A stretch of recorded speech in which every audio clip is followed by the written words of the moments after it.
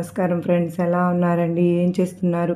అందరూ కూడా సుఖంగా, సంతోషంగా, ఎప్పుడు కూడా ఆయురారోగ్యాలతో ఆనందంగా ఉండాలి అని చెప్పి మనస్ఫూర్తిగా అమ్మవారిని కోరుకుంటూ ఈరోజు వీడియో మొదలు పెడుతూ ఉన్నాను. ఈరోజు అమ్మవారి సందేశం ఏంటి అంటే కనుక, బిడ్డ, ముంచుకొస్తున్న ముప్పు కేవలం 24 గంటలే సమయం.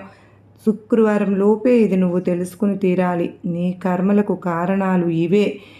10 నిమిషాల్లో అదృష్టాన్ని పొందే మార్గం. నిర్లక్ష్యం చేయకు.